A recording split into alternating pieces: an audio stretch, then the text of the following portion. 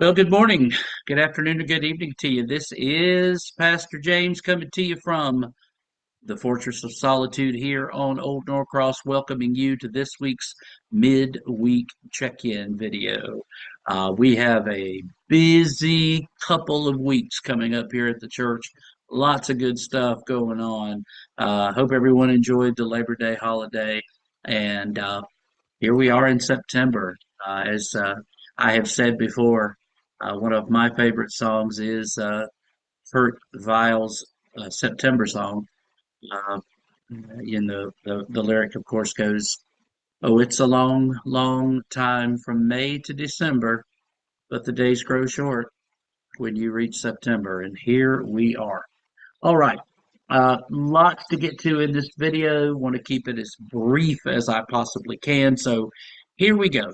Some stuff regarding our garden and the upcoming fall festival to get us started. Due to time constraints, Jennifer Ginsey is going to cancel the scheduled garden crew meeting for this Saturday, September 7th. We are going to still have the lunch and learn on Sunday, September 15th for the volunteers working the kitchen and the large fellowship hall. If you haven't signed up to work the kitchen or the large fellowship hall, but would like to, uh, please plan on coming to this lunch and learn session. That's going to be September 15th, right after our worship on Sunday morning. The event will take place in the large fellowship hall. Also, there's still time to make a silent auction basket for our fall festival. There are themed basket ideas that are still available in the narthex to make this a little easier. Local businesses have been willing to supply us with products for these baskets in the past because it helps advertise their business and it costs you nothing. Other companies have sponsored baskets by donating money so we could build a basket with their company name on it. Gail Lopes will be putting something in this week's bulletin about this as well, so be on the lookout for that. And also, barbecue ticket money or unsold tickets are due this coming Sunday, September 8th. If you will not be able to make that deadline, again, let Jennifer Ginsey know. She needs to get a final count over to Dickie Doos this week. And if you weren't in worship or haven't watched or listened to the worship service from this past Sunday, it is really a wonderful thing that Dickie Doos is doing. 250 plates, $500 is what they're charging for the meat, and that is, well, you can do the math.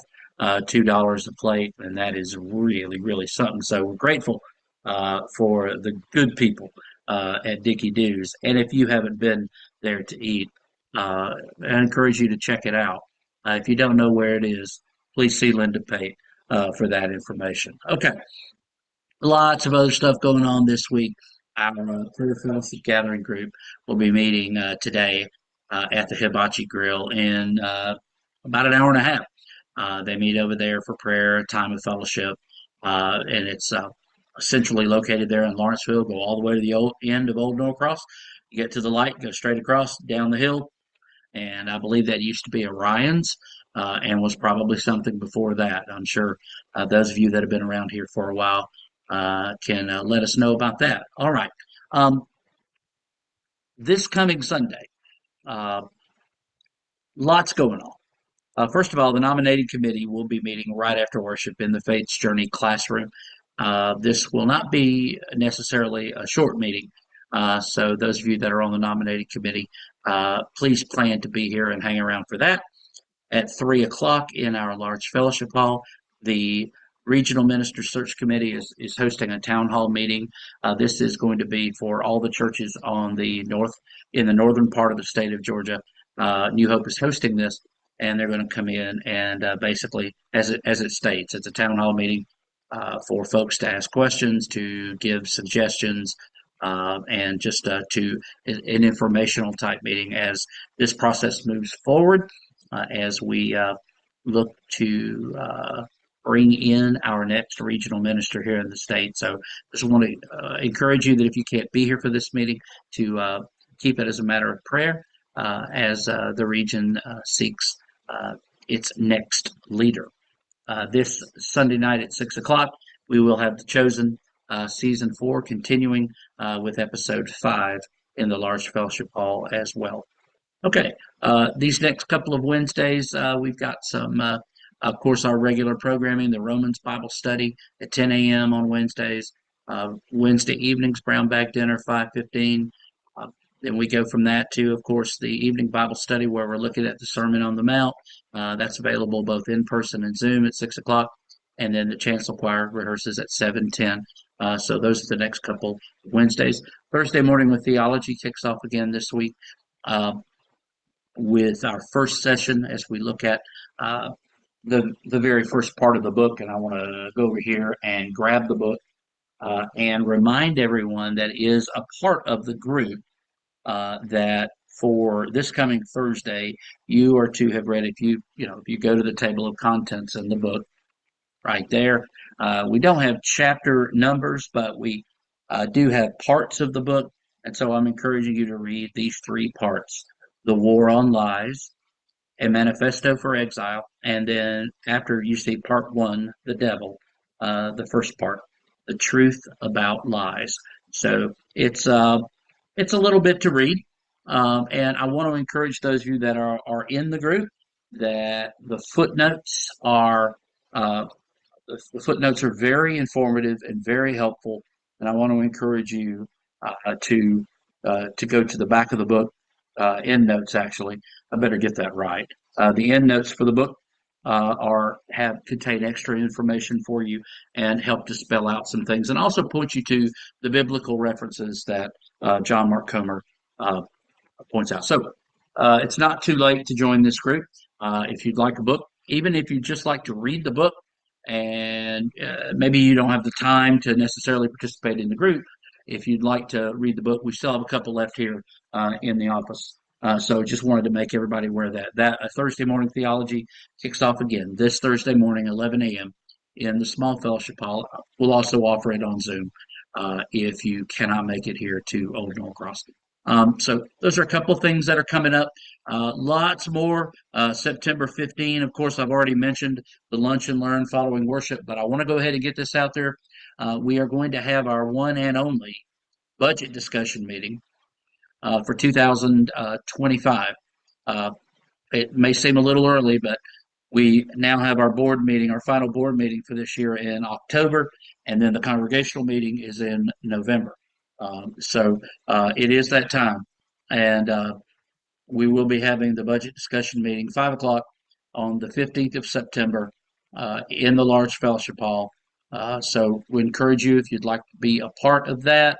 If you have ideas that you'd like to bring to the table, any questions, please come to that meeting, and we'll use all of the information gathered in that meeting to prepare a budget to present to the board in October, which, upon board approval, will then be forwarded on to the congregation for its approval at our annual congregational meeting in November. But this will be the first step. So hope you'll come out, and I hope you'll join us at 5 o'clock on the 15th.